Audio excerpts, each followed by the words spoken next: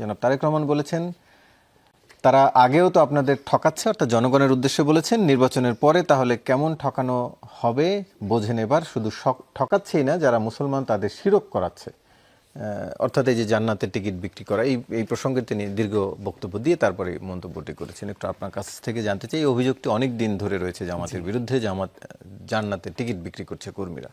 জি দেখেন, প্রথমত হলো শিরিক, আমি আরেকটা ওয়ার্ড দেখলাম যে কুফরি, এই ধরনের ওয়ার্ড ইউজ করা হয়েছে। এটা খুব আনফর্চুনেট আমাদের জন্য। এগুলো তো মানে ওলামারা করবেন যে শিরিক কুফরি এই বিষয়গুলো আর কি।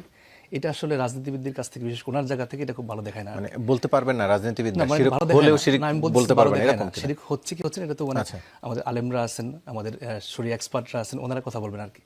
নাম্বার 2 হলো যে জামাত, আমি এখানে একটু সাপ্লিমেন্ট জানতে চাই, মানে এইটা কি ইসলাম সিদ্ধ কিনা যে শিরক হলেও আলেম ওলামারা ছাড়া আর কেউ বলতে পারবে না? এটা শিরক হচ্ছে কিনা এটা তো মানে উনি আলেম ওলামারা বলতে পারবে। আমাদের একজন আজকে ঢাকা সম্ভবত আমাদের 12 আসনের এমপি প্রার্থী সাইফুল আলম খান, উনি বলেছেন যে বিদেশ ফেরত মুফতি এসেছেন আর কি। তো আমার কাছে মনে হয় এটা না হলে ভালো হতো। এটা ওলামাদের মানে ওলামারা হচ্ছে যে ওলামাদের কি একমাত্র স্বীকৃতি দেওয়া হয়েছে যে ওনারাই বলতে পারবেন, আর শরিয়ানি এক্সপার্ট যারা, তাদেরকে এটা কমেন্টস করতে হবে আর কি, তাই না? এই যে আমাদের সায়ন্ত ভাই আছেন ডাক্তার, আমি তো চিকিৎসা করলে হবে না, তাই না? সায়ন্ত ভাই করতে হবে। আচ্ছা, এরপরে আসি যে জান্নাতের টিকিট। ডাক্তার আর ইসলাম সম্পর্কে তো সকল মুসলমানই কম বেশি জানে, জানলেও বলতে পারবে না, জানা উচিত, কিন্তু শিরিক হচ্ছে কিনা, কোনটা শিরিক কোনটা শিরিক না। আচ্ছা, এর আগে আসি যে আপনি যেটা বলছেন জান্নাতের টিকিট। দেখেন, আমি 2 মাস, আমি আগেও বলেছি 2 মাস আমি এমপি প্রার্থী হিসেবে ক্যাম্পেইন করেছি গাজীপুর 6 আর কি। তো সেখানে আমি তো কখনো, আমার সামনে কেউ কখনো জান্নাতের টিকিট দিচ্ছি নিচ্ছি এগুলো তো মানে আমরা মানে কখনো কেউই বলেনি। এগুলো আমি জানি না এগুলোর মানে সোর্স কি, উনি কীভাবে বলছেন, কোত্থেকে বলছেন। আর জামাতে তো জান্নাতের টিকিট দেওয়ার দায়িত্ব জামাতের না, তাই না? সামাজিক যোগাযোগ মাধ্যমে আসলে এই ভিডিওগুলো নোয়াখালী সব বিভিন্ন জায়গায় বিচ্ছিন্ন ঘটনা, 2-1টা বিচ্ছিন্ন ঘটনা হয়তো হয়েছে, কিন্তু আমার মনে হয়, আমি পলিটিক্যাল কমিউনিকেশন পড়াই, তো সেই জায়গা থেকে যদি এটা আমাদের অফিসিয়াল বক্তব্য হতো তখন এইভাবে বলতে পারতেন, তাই না?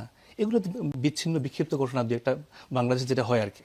এর আগে আমরা বলতে চাচ্ছি যে আমাদের তো জান্নাতের টিকিট, আমরা ইসলামী রাজনীতি করি, জামাত ইসলামী রাজনীতি করে, সেই জায়গা থেকে এজ এ মুসলিম হিসাবে সবারই জান্নাতে যাওয়ার জন্য ইচ্ছা আছে। আমরা সেই জায়গা থেকে আমরা সবাই কাজ করি, জামাত সেভাবে কাজ করে।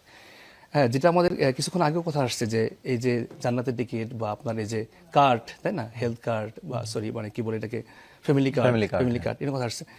সেইখানে আমরা আমাদের মূল ফোকাসটা হচ্ছে কর্মসংস্থান। আমরা কর্মসংস্থান করতে চাই। আপনি জানেন যে বাংলাদেশে এখন প্রায় বিবিএস এর যে রিপোর্ট 2.66 মিলিয়ন, মানে প্রায় 26 লাখ মানুষ বা 27 লাখ মানুষ এখন বেকার আছে। এর মধ্যে 2 মিলিয়ন হচ্ছে মানে একদম আমাদের যারা ইয়থ বা তরুণ যারা আর কি। এবং সবচেয়ে হলো প্রায় 10 মিলিয়ন, প্রায় 1 কোটি মানুষ যারা হচ্ছে একদম আন্ডার এমপ্লয়েড আর কি, যারা হয়তো 3,000-4,000 টাকা বেতন চাকরি করে। আমি গাজীপুরে দেখছি যে গাজীপুরে আপনার স্কুল টিচার, কিন্ডারগার্টেনের টিচার যারা 4 থেকে 5,000 টাকা বেতন চাকরি করতেছে। তো আমরা এই জায়গাগুলো নিয়ে কাজ করতে চাই এবং আমরা ভিশন নিয়েছি, আমরা প্ল্যান নিয়েছি যে আমরা 5 মিলিয়ন মানে 50 লাখ মানুষকে চাকরি দেবো। এই জন্য আমরা সেক্টর ওয়াইজ প্ল্যান করেছি। আপনার ইশতেহার এগুলো দেখবেন ইনশাআল্লাহ আর কি। এরপরে হেলথ নিয়ে যদি বলতে চাই আমরা এখানে, জি একটু ছোট করে, জি দেখেন, আমাদের এখন সিস্টেম চেঞ্জ করা দরকার আর কি। এই কার্ডের সিস্টেম চেঞ্জ করা দরকার। আমি তুরস্কে ছিলাম, সেখানে দেখছি যে তারা হেলথকে কীভাবে সিগনিফিক্যান্ট ট্রান্সফর্ম করছে। যে এবং একজন মানুষ যখন অসুস্থ হয় তার ডাক্তার ট্রিটমেন্ট, তার ঔষধ, তার সবকিছু টেস্ট সেখানে চেঞ্জ করা উচিত। তো বাংলাদেশে আমরা এই ধরনের একটা ট্রান্সফরমেশন চিন্তা করছি।